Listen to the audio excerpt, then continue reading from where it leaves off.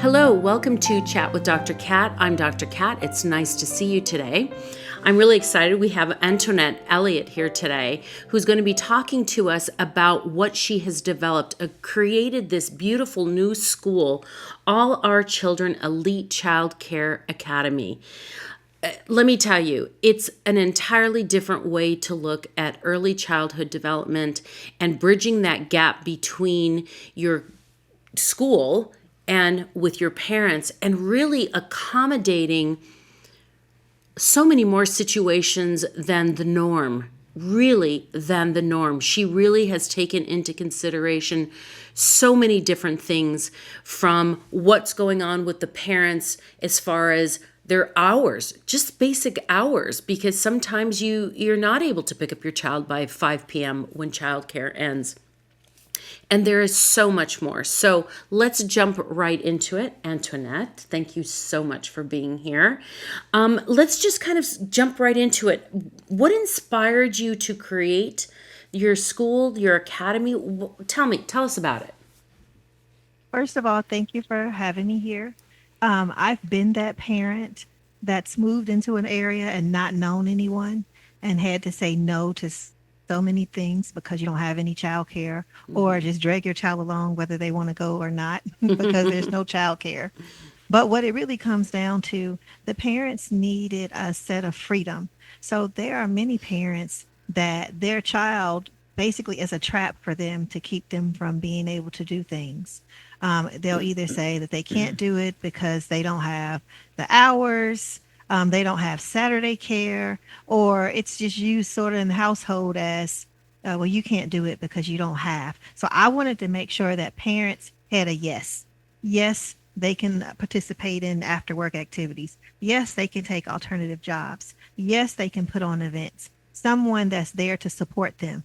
I don't need to know the answer. I don't need to know the question of why you need extended hours or what it is that you're trying to do. So that empowers them to be able to take on different things that they would have originally had to turn down. Well, just preventing burnout, being able to go and maybe socialize a little bit, not just always for yet another job or something else that is important, but something that is still important, but it's aiding in the fact that you're not going to have burnout. So talk about those hours. Talk about what it is that Even you offer with this academy. okay, sure. Even with what you were saying, there are parents that have lost their job. And so they're used to working and not really having their children all day. They still need a day to recap, to get themselves Yes. together, to get things handled because it's a different life when they're now at home with all of the things where before maybe they had some of those things paid out for someone else to do and now they're forced to do it. They need that revive and that refresh. So currently we open at 6:30 in the morning and we close at midnight. So many people, when I first announced that we were doing it, was like, I know you're not letting parents stay there all day. I know, I know. And I'm saying to myself, you know, parents are only going to take what they need. Right. They're going to take what they need.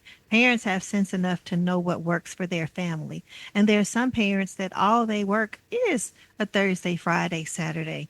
And so the rest of the time, they're spending plenty of time with their children. Or if there's just the fact that here in Georgia, traffic is horrendous. They Yeah. may leave out in the morning or leave from the school at 6:30, and when they leave their job, traffic just doesn't allow them to get back before 6:30, even though they left at 4 or 4:30.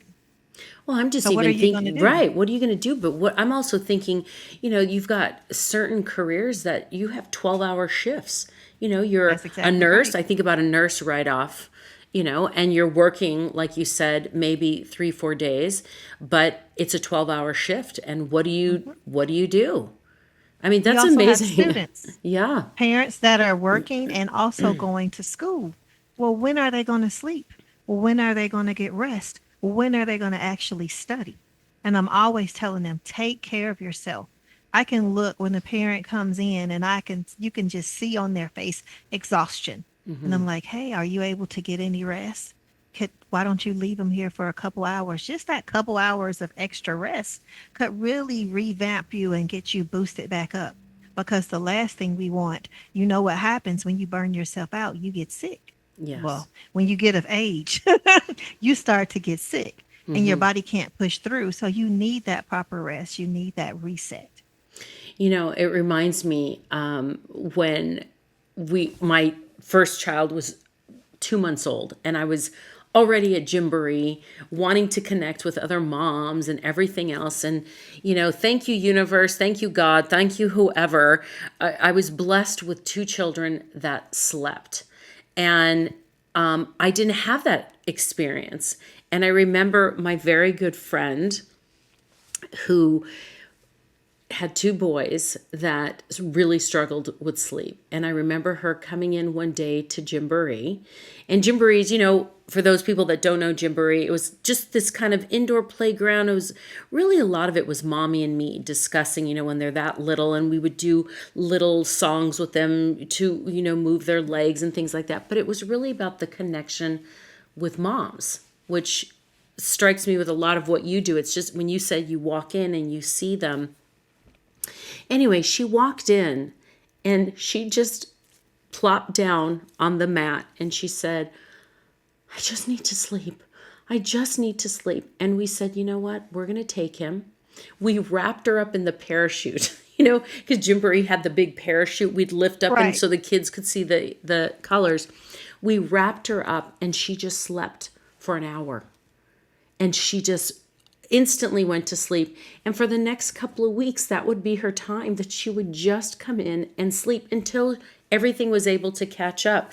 And I just remember that thinking, if all she needed was someone to understand and create the space for that. Exactly. And Exactly. this is what you've done. But not only have you done that with parents, with time.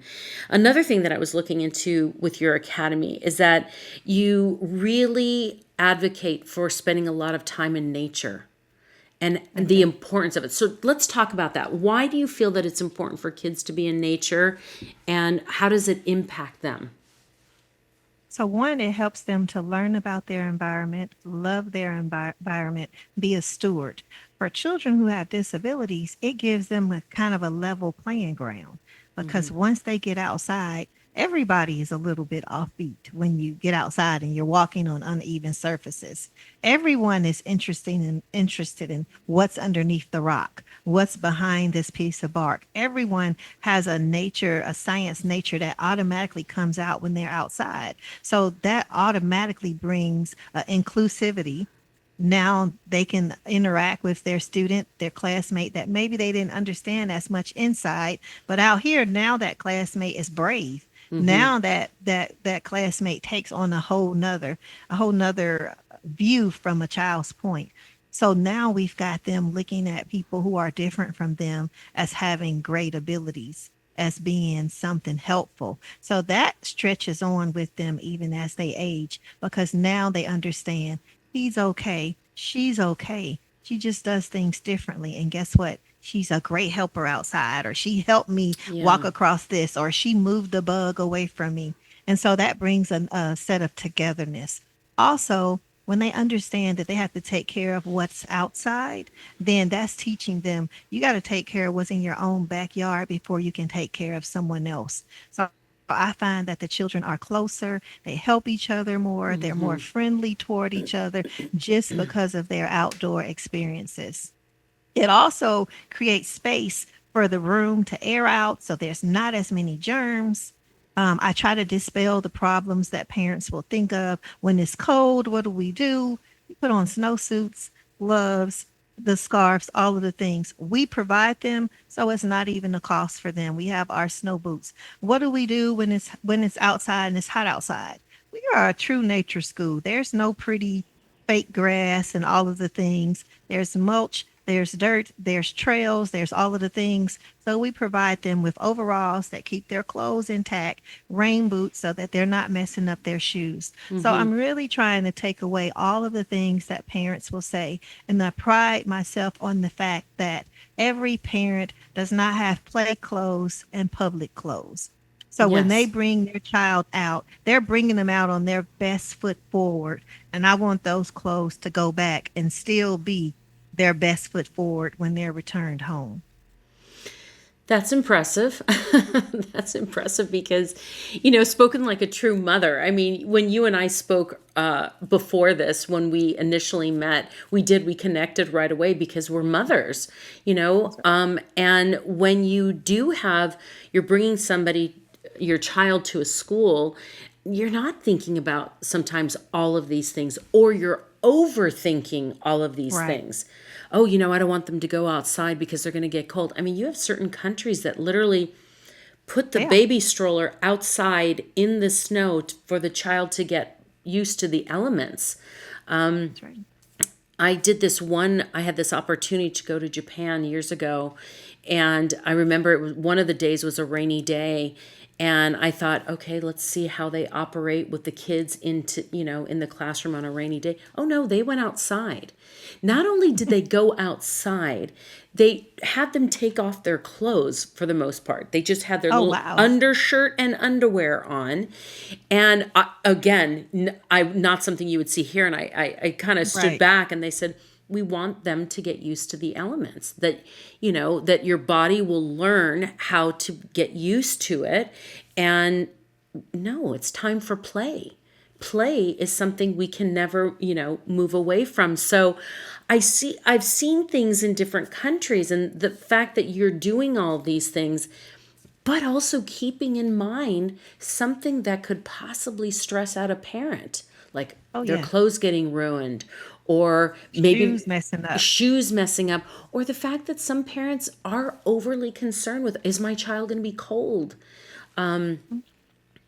I love that you do that. If you're from Miami or you're from South or one of the warm countries, it's freezing. Like you'll think it's freezing. Right, Oh, it'll be 65 degrees and they're freezing. right, And I'm like, what do you think the children are doing in New York or Connecticut exactly. or any of those places? They have to go outside.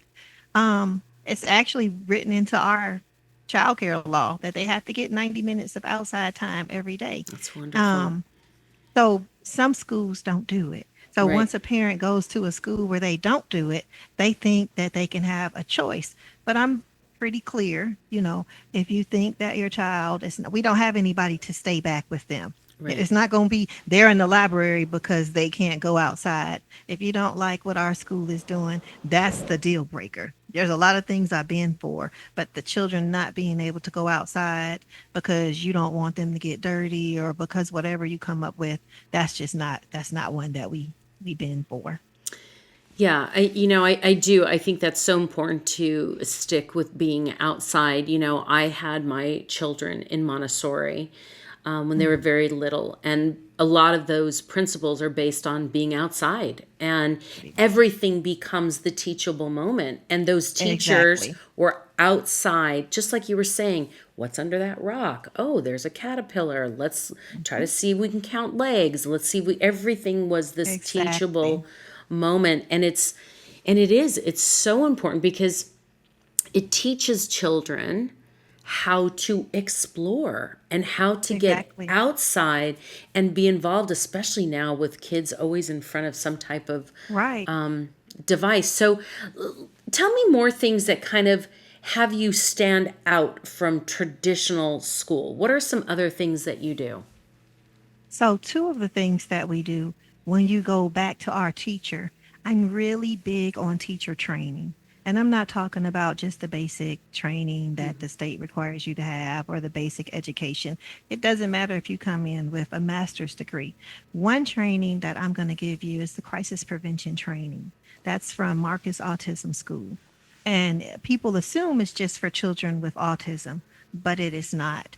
It teaches teachers to look below the surface of what they're seeing on the front so that they don't basically judge or treat the child in a certain type of way. And the rule in crisis prevention is you should never have that crisis happen more than once because once you've seen it, well, you can make room adjustments, schedule adjustments, all of the things that need to keep that child from having that specific crisis again. The second thing that I do is I have a new thing. Well, it's like a personality disc assessment. It's called understand.me. When you log on to understand.me, your DISC assessment is done, your love language is done, your enneagram is done. It basically gives me a whole picture of who you are before I put you in any classroom. Oh my So gosh, I'll that's know wonderful. who the classroom teacher is. And I know when I'm trying to round her out, I don't need anybody with competing personalities in the room. So that has helped. And it also helps in cross training.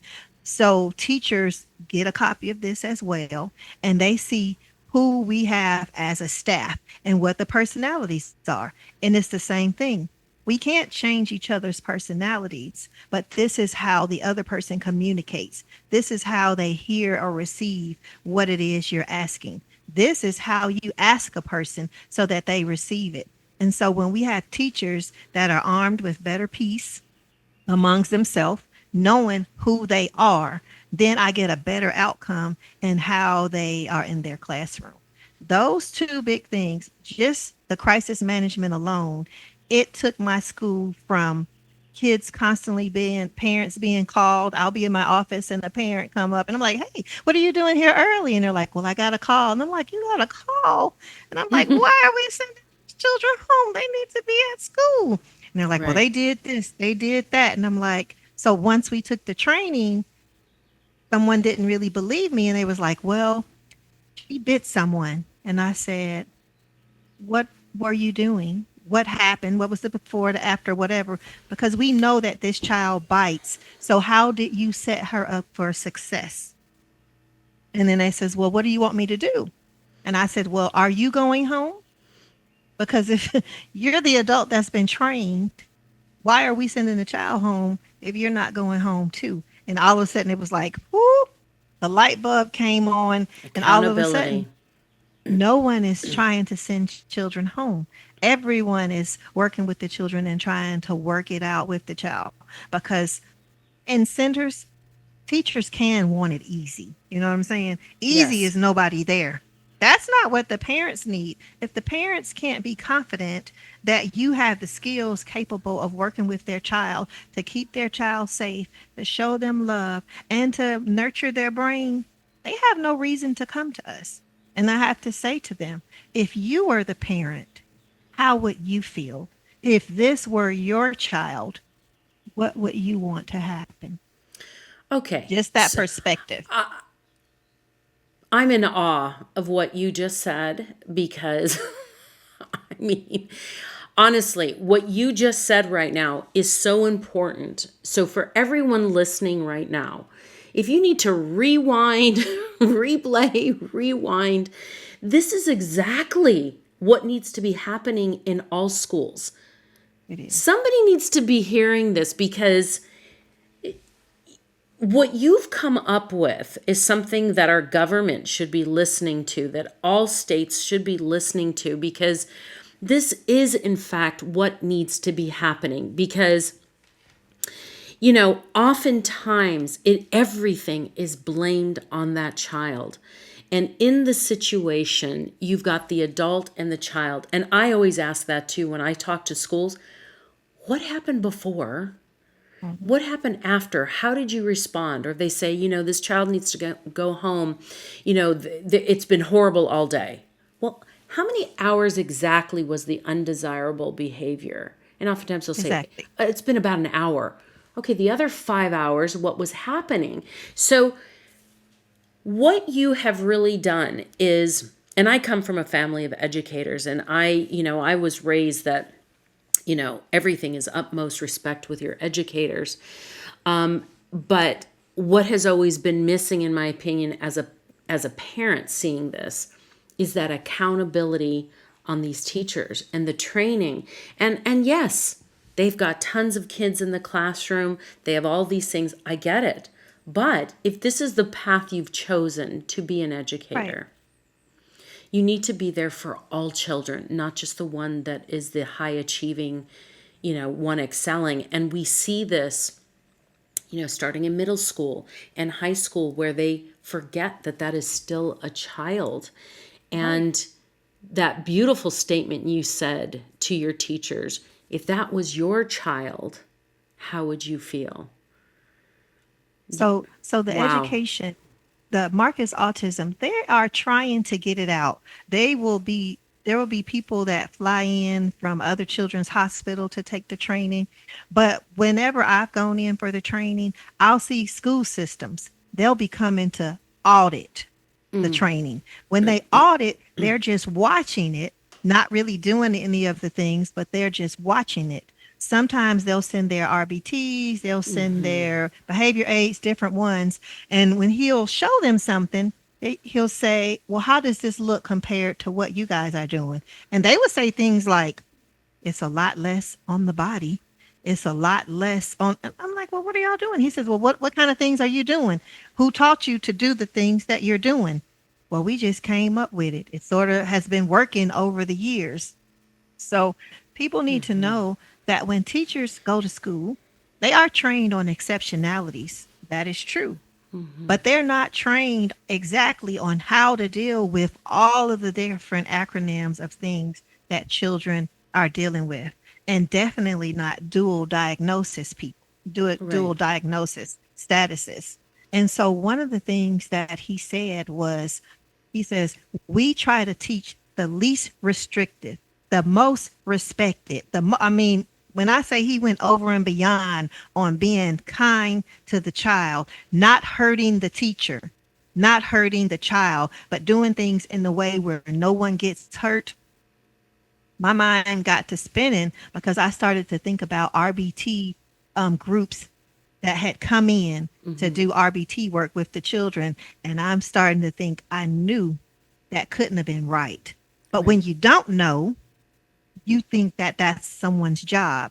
And during the training, he would say things like, you have to remove your RBT training where we withhold something to get a child to do something. And you basically have to bring your human and peacemaking training in, because if you know this is something that will get the child to do what you want them to do, why would you withhold it? Right. And I'm like, that's right. Every teacher needs a bag of tricks, something that she knows a child loves, so that in that moment of escalation, you can pull them down. And they were even like, but that's not what we were trained. And he says, we need to untrain some of this stuff that's in the streets. Yes. Yes, because not everything fits the same mold. Mm-mm. And I think in a lot of ways, now I'm in California, Southern California, and I just feel as though high schools, they are there, and middle schools, to train the same child. If you do not fit in that category, you become the problem. And That's right. there's no longer this, hey, let's work together as a team to bring success to this child. It's blame, humiliation, separation. It's terrible, and I think it's gotten worse after the pandemic. And again, I always say this in different episodes. People say, oh, you got to move beyond the pandemic. Well, yes, but we're still seeing the effects in our Exactly. children, and children that are going to college and coming back. They're coming back right away because they're missing out on skills. And I think a lot of that does come back from that lack of partnership Hmm. between the parent and the teacher. If you knew more information about a student that could possibly change their life, why not do it? Exactly. Why not do it? But no one's going to share the information because children are constantly coming back and the teachers are talking negative. If they're talking negative about the child, that's not where it stops. They'll talk negative about the parent as well. Yes. So you can't trust anybody. You don't have any confidence in anybody who's basically belittled your whole family. Yes. It's an interesting. I've shared this before, and I think it's important to share again. Is that with my middle schooler, she was struggling with computer issues and just kind of struggling with adapting. And we're in the pandemic. And the principal, I came in and I just said, okay, I've got videos, I've got all of this stuff to prove what's happening, because they didn't want to believe that it was happening at all. And I said, honestly, I just want to be upfront with you. It seems like you think my kid is a flake and that I'm the parent backing up the flake. And he looked at me and he goes, yeah, kind of.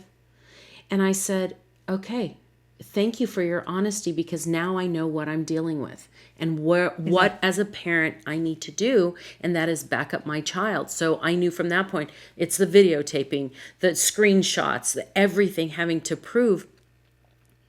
What a waste of my time. I did it, but it was such a waste of my time if they would have just brought in the computer, had her sit down, spend an hour, see how she submits things, but it doesn't happen, Antoinette. It doesn't happen. It's blame the child, blame the parent, and then next, Right. next. And the kids that are excelling are really the ones that are getting the true benefit from the teacher.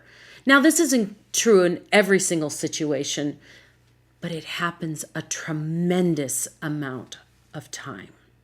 I have a child that's in elementary school, and I was talking with another parent, and I said, I'm torn between how much they really want him to do the work. Do they want it to look like the parent did the work? Because the projects that look like an architect or engineer did the assignment, Right. and the child will be in fourth or fifth grade. Do they want that? Do they want it in his handwriting, or do they want it typed up and printed out where it's all crystal clear and perfect? Do we want to look like they did it so that they can show some ownership in it? And she says to me, that don't work here. I make sure everything is typed. I make sure everything is this or that. I'll take a picture of her standing by the project or whatever. But basically, she's getting great grades, but she's not getting the benefit of learning and Right. experiencing the project. Whereas my son may not get the highest grade, but you see his handwriting, you see him doing the experiment, you see he did the research, he did the whole thing, but it's not prettied up. But Right. we're in a time where I think they value it to be more prettied up. And that's Yes. not the real world. It's not the real world. And that's exactly right. Again, has to fit into that box to get that A. Because if you've got a kid who just thrives on what they're learning, and maybe what you need to do is they come with this messy project, but sit with them for 10 minutes and let them just tell you what they've learned. I mean, that right there, because the goal should be learning and Exactly. gaining that knowledge. But it is exactly what doesn't happen. So, in your academy, what do you do to promote that partnership between parent and the school, to have that true So partnership? one of the things that the parent appreciate, they appreciate when we give them updates and show their child in the middle of doing the work, show their child's work up on the wall. One of the things we have is called RICE. It's really RIC. So when you do the R, when you're talking with them, you're actually talking in language that they understand. This is what happened. I tell the teachers, don't worry about the fact that you've put it in the app. They may not look at the app to the end of the month. They may Right. have taken the app off the phone because they needed more space and didn't get it. So when they ask how was their child's day, they need a little bit more than it was fine. They were was good. You may say, I understand they didn't sleep well last night. It started out a little bit rocky, but as the day went on, they slid right in. They were happy to do their assignments. And what everyone in the whole class is working on using nice hands. Or everyone in the whole class is working on, all they want is for you to communicate with them how their child's day went. They just spent 10 hours away from their child, half worried most of the day. Give them 5 minutes of what really went down and give them something. And you can even tell them, make sure you look in the app because we took some special pictures and they really are looking forward to going over with, looking at the pictures with you later. I love that.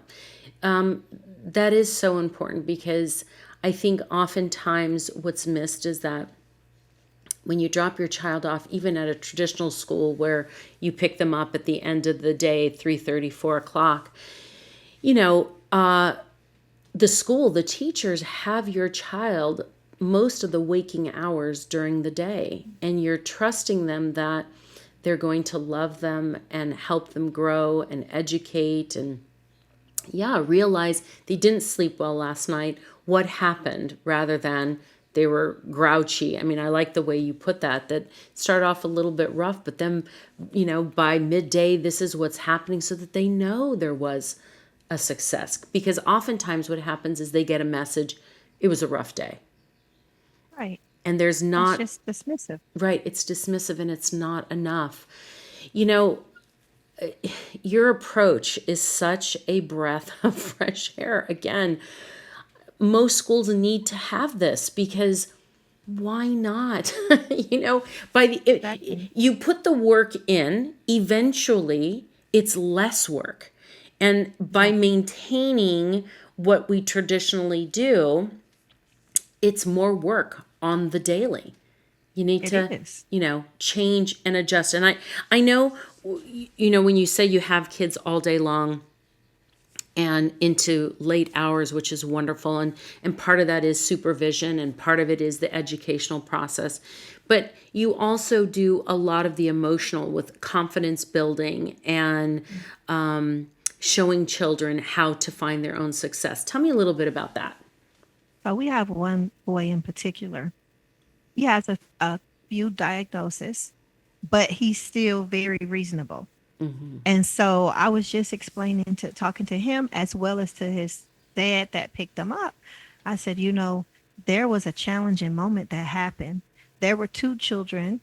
There was a mistake. He threw the ball. The child was upset because the ball hit him when he was trying to hit it with the bat, and he was upset.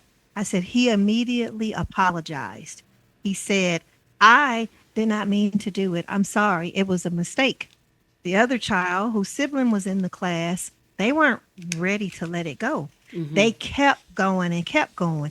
So the teacher was like, well, let's just all go in and let's take a seat and just cool down. When they came inside, this child separated himself and sat at another table because he knew they were still upset and fussy. And they kept trying to talk. He would not bite. It is so amazing because this is the same kid who was getting suspended from elementary school every other day because somebody would say something that would trigger him. So I see that he's learning how not to be triggered, despite the fact that he has disorders that should allow him to be triggered. But he's controlling it just because he's had practice and people being patient. Because in the past, if he would get angry and blurt something out back, we would say, now, do you think that was the proper thing to do? And he would always immediately say, no, no, ma'am, I'm sorry. I didn't mean to do that. And I'm like, okay, but we learn from our lessons and tomorrow's a new day. So when he did it, I wanted to make sure he was reinforced with the positivity behind what he did. And I made sure I was at the door when his dad came in so I can explain to them how great this was. And still, I'm still talking about it even today. And it's it's been a week, but it was such a milestone for him Yes. to control his anger, not slip back, not try to fight, not despite other people. Because at school, I need to know he's okay. He's not my child. He is actually one of our I would say he's one of our children that is a foster child. So I feel like I always tell him, as a foster child, you have many mothers. Yes. You have many mothers. So many people are waiting to love you. So many people are happy to have you in their presence. And they need to hear that. Situations may have them in where they are. His foster parent is wonderful. He is one of my later students because she does still have to work. Their family does work. Um, Contrary to popular beliefs, you don't get rich from having foster children. Right. You are really doing this out of love and out of sacrifice and sharing your family with them.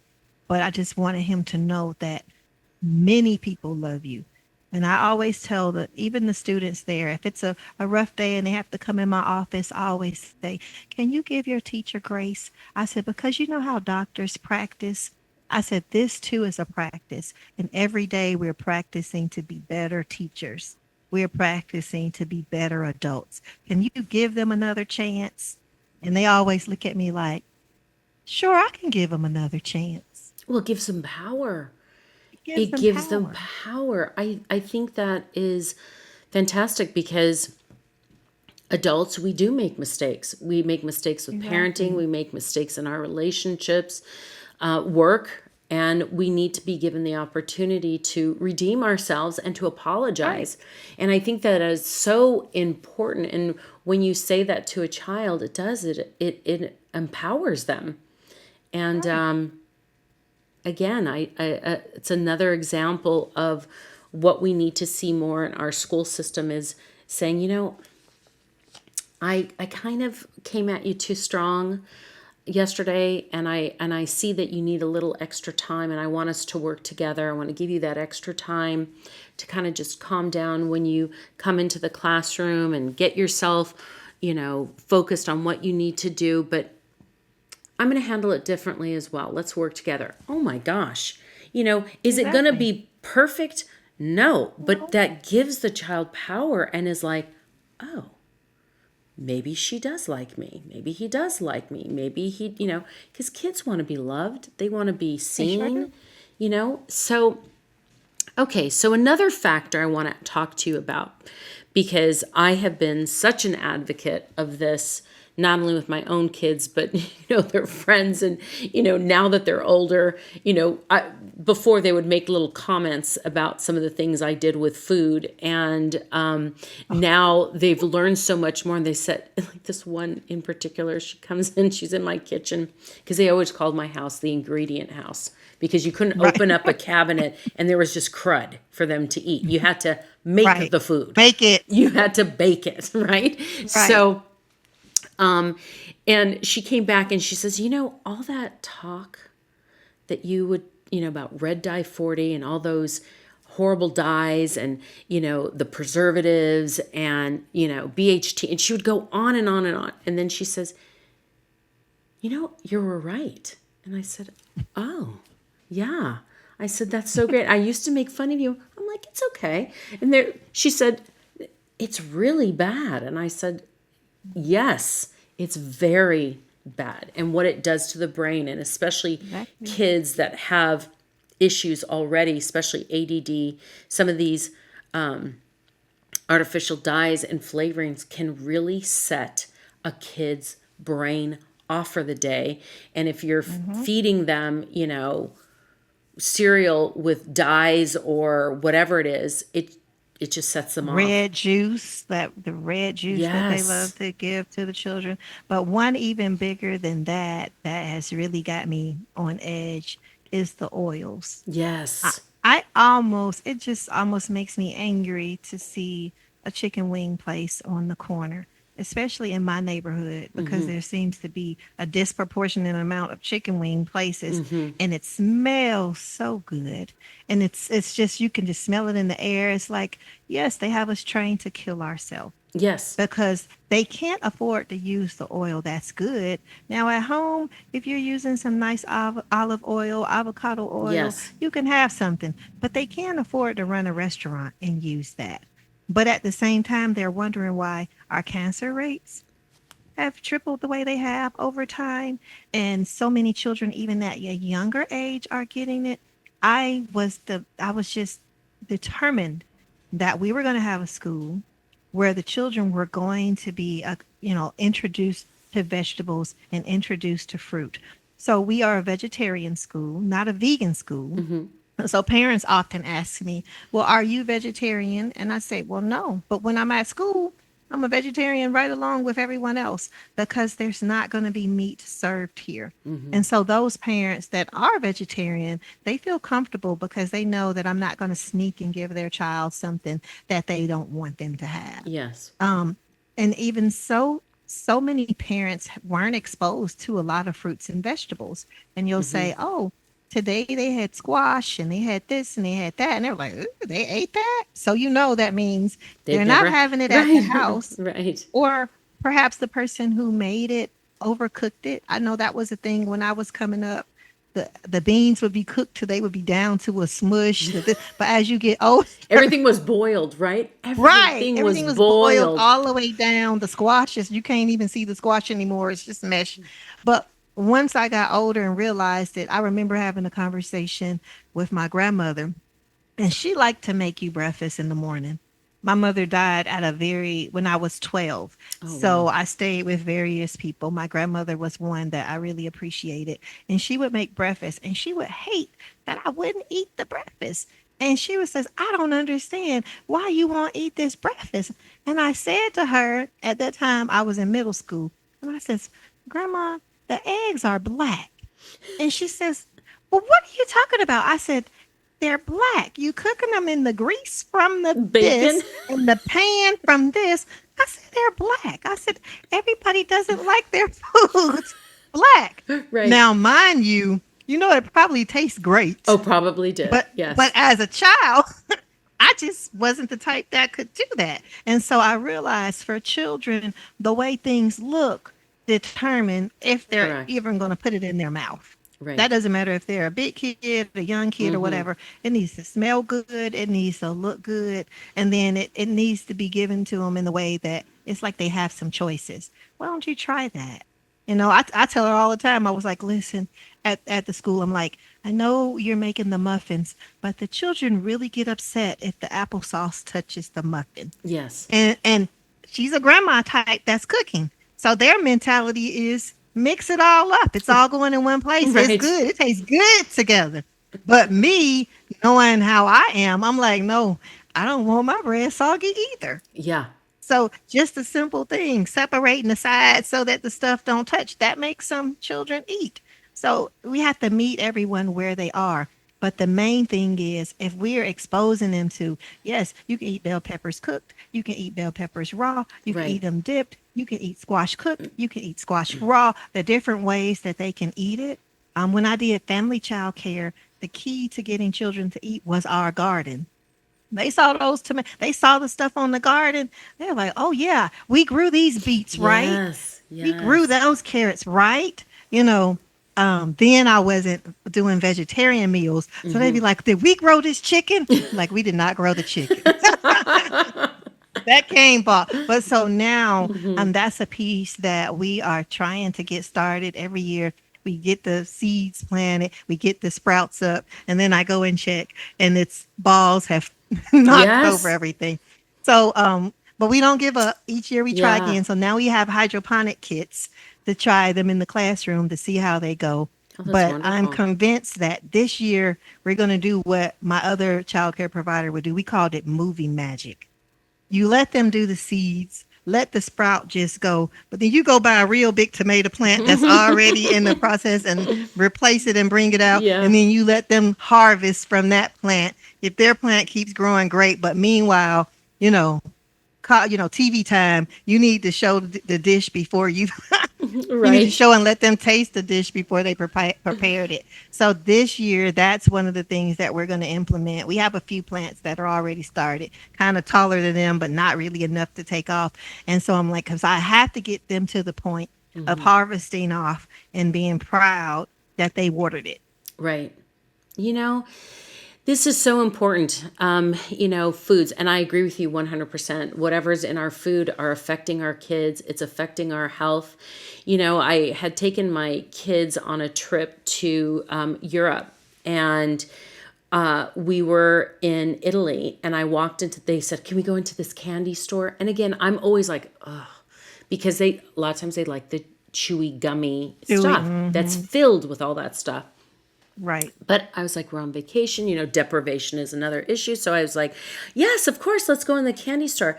And I walked up to this one wall, and I give this example a lot because I was floored. So I walk up, I see this wall, and it's all filled with gummy, this brand Haribo. Everything, Right, right, right. the peach rings, the Right. cola, blah, blah, blah, all the stuff, the strings, Anyway, I look and I was like, wow, they looked different. So I started turning every single package, looking at it. Absolutely no artificial dyes, artificial colors, flavorings, nothing. And I said to the girl, I said, that was working there, I said, there's nothing artificial. And she goes, well, no, it's against the law in this country. You cannot Exactly. have any of that. So I said to my kids, I said, buy a few packages. Let's see if it tastes the same. It was different. If I could describe it, it just wasn't as like bright in your mouth, with Right. all that Right. fake stuff, but it was still Right. delicious. It was still good. It was still good. Texture was a little bit different, still amazing. But I thought to myself, here's a company that clearly makes this, yet Right. in the United States, we're sold the ones that have all the fake stuff, and it's because it's allowed to be sold Right. here. And what was the cost? Yeah, it was cheaper.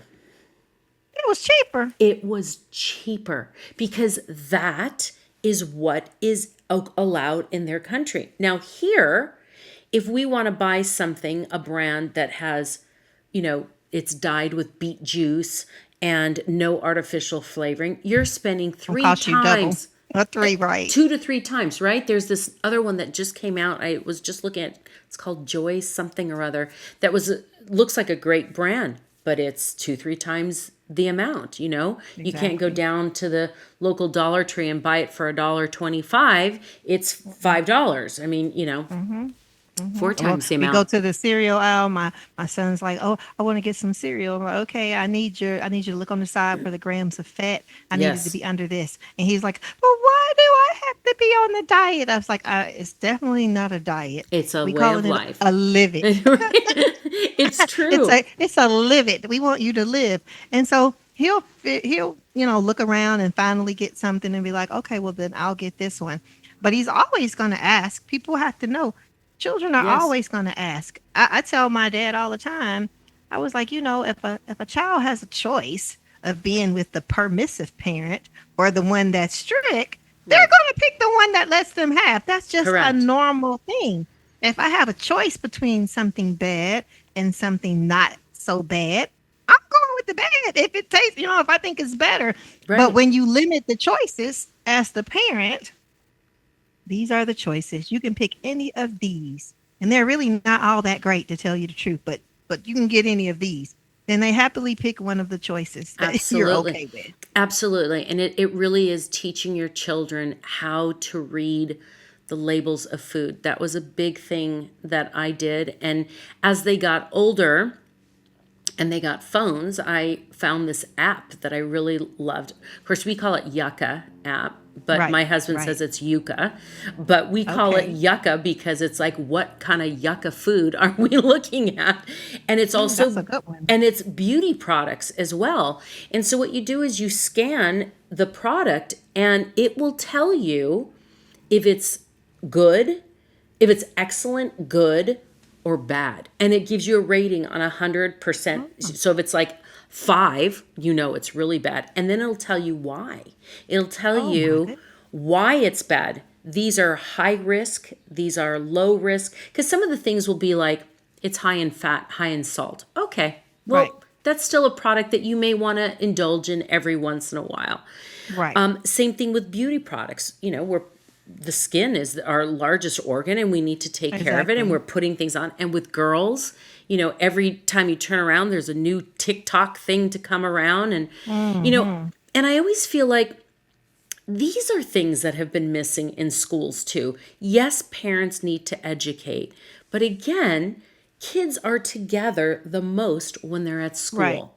And that's Exactly. when they're having these conversations about foods and, everything else. But it's empowering them with knowledge. And this is what you do. And I think it is important for them to realize that if they use these products, it can potentially be devastating to their body. Exactly. Exactly. And I think that's so important. And again, you know, I think And sometimes we like you say, start, the crazy thing is they listen to TikTok more than they listen to anyone else. yes, Yeah. And that's so funny what you said about, I have to tell you, my grandmother was from Ireland and she would make the same breakfast every day and it wound up black every time. And, in hindsight, it was probably delicious, but I was like, she would get an entire onion, cook it in bacon fat, render it down. Then she would take it out. Then she'd put her eggs in. Then she would take that out, get her bread, drench up the rest of it, Exactly. right? And then pile it with a cup of, tea. And anyway, that gave me such a funny chuckle when you said that because it was true. And I would look at her and I would sit and have my tea with her. But no, I was not touching Right. those eggs in the But you know what? cast iron She pan. start, yeah, she started doing it differently. When I told her that, Yes. she stopped doing it that way. And I would hear her talking to someone, and she says, these kids, they different now. I gotta make sure I don't put this in there. The stuff can't touch or whatever, but I'm okay long as they're eating. Right, exactly. And it's funny because I think the more you educate kids like you are doing at your academy, they go back and tell their parents, this is what we're doing. And what I think is great and how you approach parents is that, maybe they can come back feeling overwhelmed and saying, okay, I still boil these, or I don't buy vegetables because they cost more, or I'm just opening up a can. So Right. what do you do with those parents that are kind of overwhelmed by, So I just tell them, I said, you yeah, know what? They're not having the meat and the fried meats here. So maybe they're just having it once a day with you. Overall, you've put them at a place where their diet is pretty good. It's like it's their cheat oh, I for the like day. that. So Yeah, so it's sort of like, okay, don't worry about what you have to do fast in the evening because at least two meals and a snack is covered. So if you have to do that, it's not so bad because sometimes the reality is those foods are the cheapest yeah, foods or those foods are the convenient foods. But you don't feel so bad if you know they had real homemade macaroni and cheese today. right. You know what I'm saying? They had real squash and they had real collard greens without all of the fat and all of the stuff in it. No, it don't taste like grandma's greens with all of the bad stuff in it, but they still ate it. It was good and they asked for seconds. You know, they can do that. So just knowing that they have that. I mean, in the beginning, I had some parents will come in and I'm like, man, what has happened? What has the teacher done? And I get in, I said, well, what's going on? She says, I saw the menu. They had salad, and my child doesn't eat salad. And I said, but he does. I have salad at home all the time. He never eats the salad. I said, ma'am, even when you don't see salad on the menu, they have salad as a side that they can always have. We Yes. never keep the salad from them. I said, sometimes they have ranch. Sometimes they use chips and dip and do dip like that. I said, but he loves it. I said, but even if he hated it, there would be something on a taco salad that he would eat out and Yes. still get enough, vitamins from it. But I was like, whoa, I never expected someone to be so testy Over because their salad. child was eating salad because they don't believe it Right. because they're not eating it at the house. And so they're like, that's why they're starving. No, they're starving because snack was at 2:30 and you're here at 5:30. It's time for another meal. Right. that's Exactly. that's just what it Exactly. is. Not because they had salad with their lunch. But, it's funny the communication. And I always say, make sure they come and talk to me. I never get to have the fun conversations with the parents. I call those the fun conversations. I never get to have the fun conversations. I'm always in the meeting somewhere. Let me talk to them. I love that. Um, I gotta say to you, the, I know I keep using the word impressive, but that is what you are.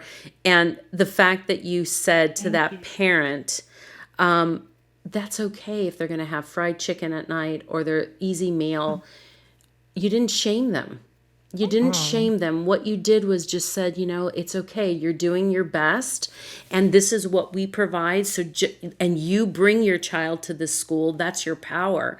And I think exactly. people that are fighting over salad that your kid, that's a parent who's struggling emotionally with either what they're not providing or the fact that maybe they give in too easily at home because they're Right. overwhelmed, and Right. they see a system that is working and their system is not working.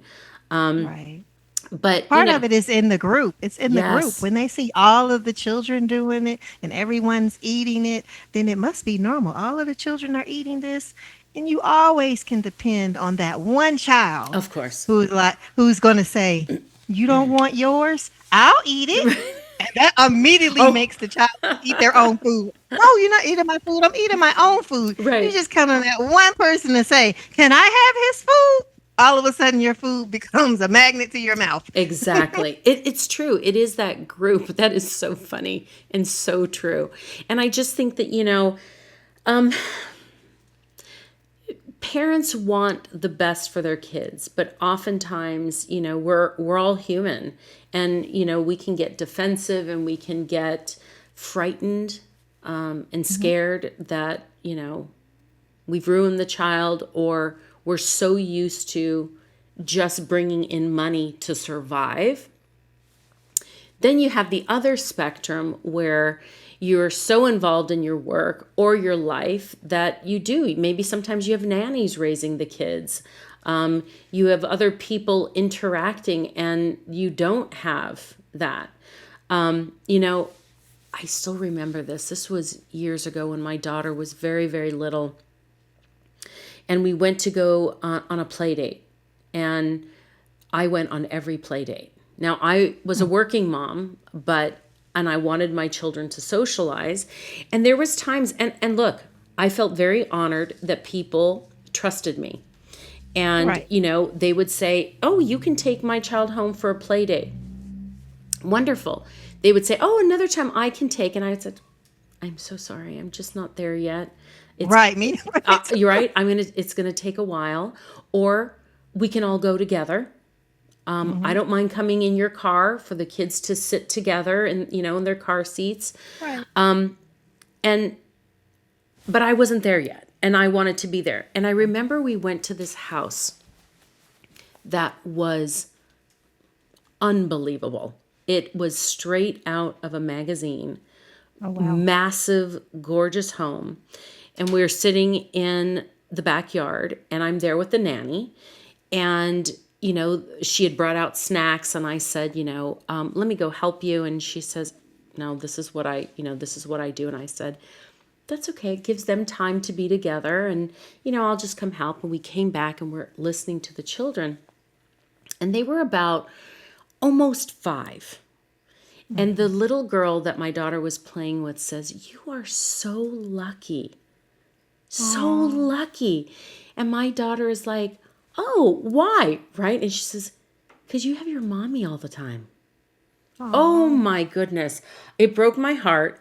I remember I was, I looked at the I said, "Just give me a second." I walked out, and I remember telling my husband that later. And, not all parents can do that. So you want to Right. put them in a place where they're going to feel love, like when you said you have multiple mommies. But that's another thing, that Yeah. sometimes parents get so focused on the things that Right. make, they think that that's going to be the best thing. But sometimes they just want that hour, Mm-mm. Mm-mm. that half an Exactly. hour. A few minutes. I have a parent. She has multiple children. Um, she has multiple children, and so I was coming out to give her a hand and help her. She has to bring the baby over here. She has to take the 2-year-old over here. There's two that have to go Hmm. downstairs. So I'm thinking I'm helping her. Of course, she wanted to take the baby in. I said, "Do you want me to take the big girls on downstairs?" And she was like, "Sure, you could take them." And so we're just walking down, and I'm thinking I'm doing such a good thing. When we get to the door, the oldest one just stops. Like, what's going on? So finally I kind of coerced her to come on inside the classroom, and she was just in a fuck. And I'm like, "Well, what's going on? Are you okay?"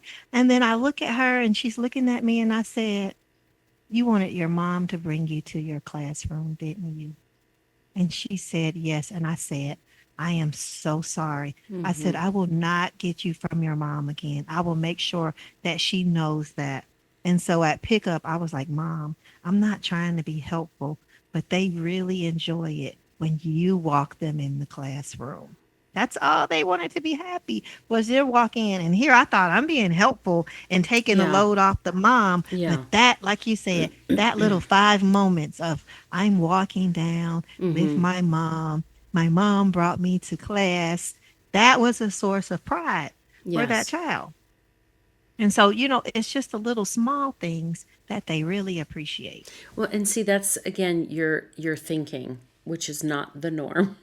And that is that each child needs something different. And certain schools, it's drop off at the gate, that is it. And you have that child That that is true. needs that extra, connection. You need that. Right. Or maybe there is a child that needs to be dropped off at the gate because maybe there's too much of an enmeshment going on and they need that separation. Right. Right. The fact that you look at things so individually, I think is amazing. So let me ask you this. What is your big vision? Because what you've started and created here, I mean, it's unbelievable. It's very special. The time and care that you take. Clearly, you are a parent, and it's so bad.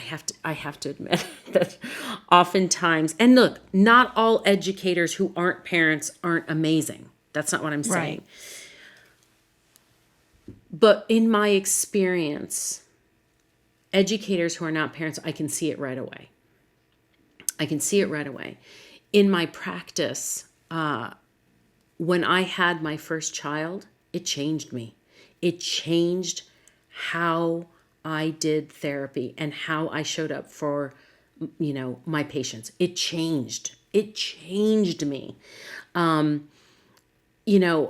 was at a place where I was always empathic and loving, but I found myself having moments with patients where I would sit with them and even cry when they were so emotionally distraught. It was so moving. Mm-hmm. It wasn't that I couldn't maintain and I wasn't like, oh, move over, let me sit down and tell you about my problems. But it was the true empathy that Mm-hmm. was now just seeping from my soul and my body because of my child. Now it became, this is somebody's child, Exactly. right? Exactly. That's the difference. Yes, it's the difference. So, and in speaking to you, you and I were like soulmates the first time we spoke as parents. We just, here we are connected. We're in a different state and everything else, but just, it Exactly. doesn't matter. It But it's doesn't, the same thing. it's, Exactly. we Even had the from the same, grandparents to the children, it's the same. it's the same story. So, what is your bigger vision? I want to kind of end this today with what is your bigger vision of what you want to do? And I hope it's moving beyond where you're at too, because people need to see this more, this system that you've created and how it works and how we can change, especially in the United States. Education. So tell me, what is it? What's your So, vision? so my bigger vision outside of the school, there's always families that come back to you that you can always reconnect with.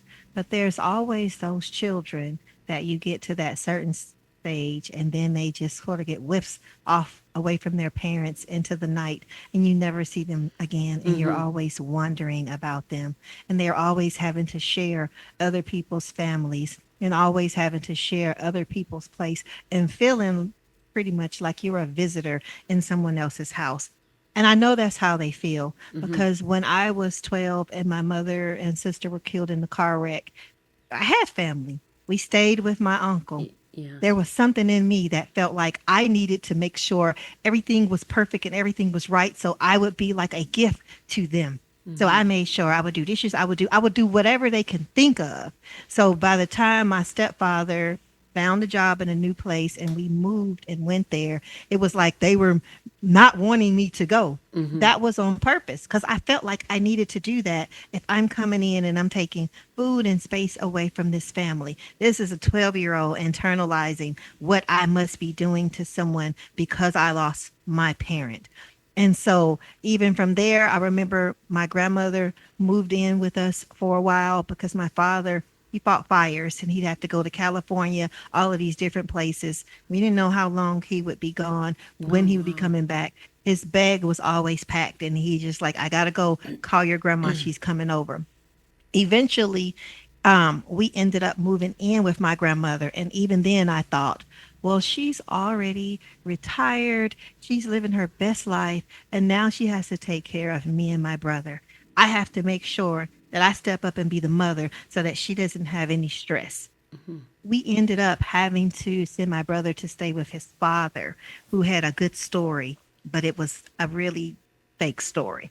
And so, literally, I parented my brother, who was most of the time under a bridge, to get away from the violence and the things that was going on at his father's house. We literally kidnapped my brother away from his father to bring him back because it was so bad. And all I had was a phone call to parent my brother to keep him from doing things in the deep edge.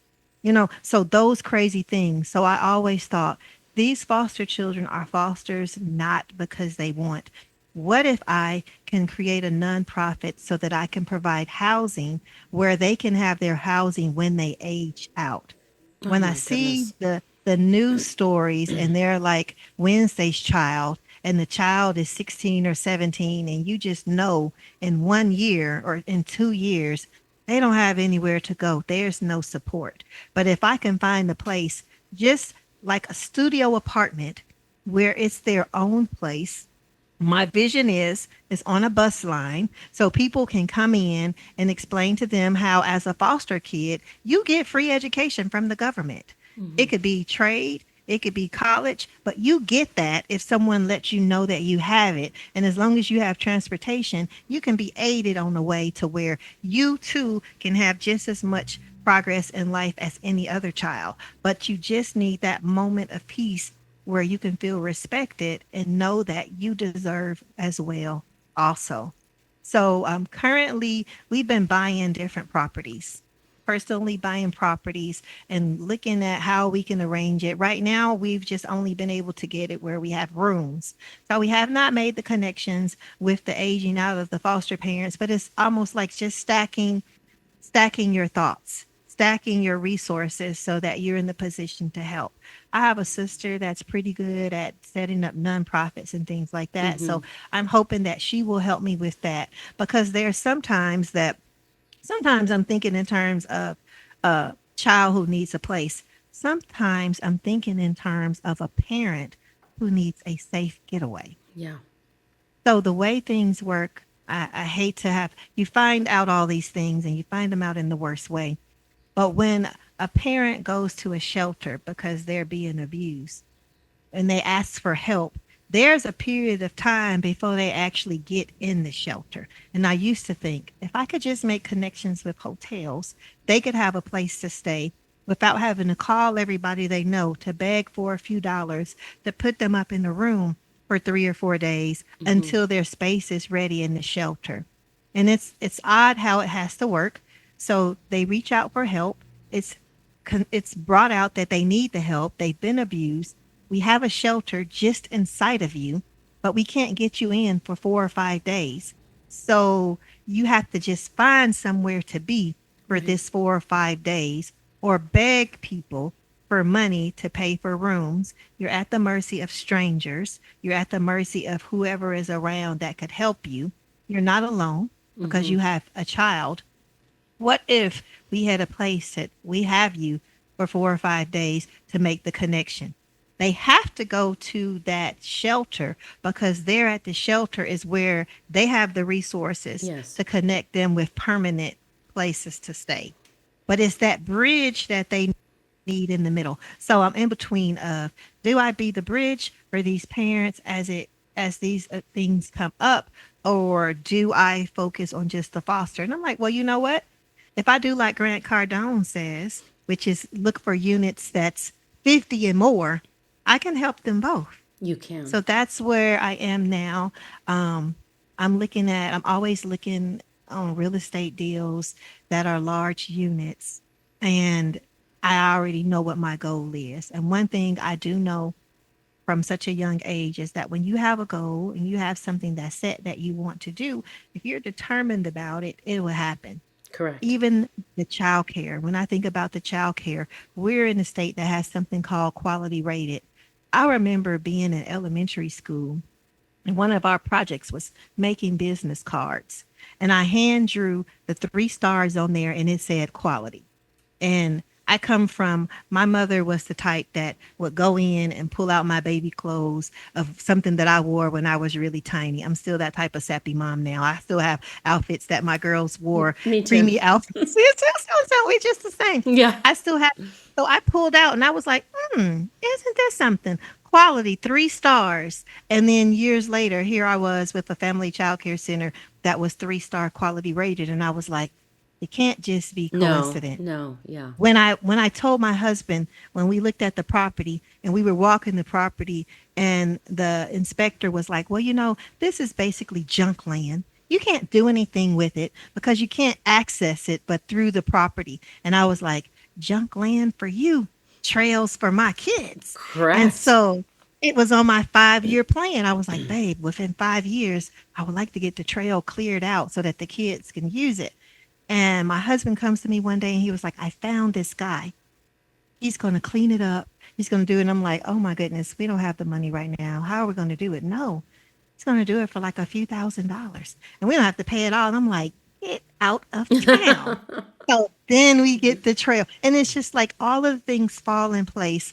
So sometimes I'm not saying that it was destined that these things were to happen, but sometimes if you have a goal and you let people know what the goal is and you put it out there and you just make your steps toward it as if you know it's going to happen, it will Yes, come. I agree. I was raised with there are no limits. If you want to Exactly. accomplish, accomplish. Think outside the box. And I've trained my children to be the same. And young adults that I work with, I say the same thing.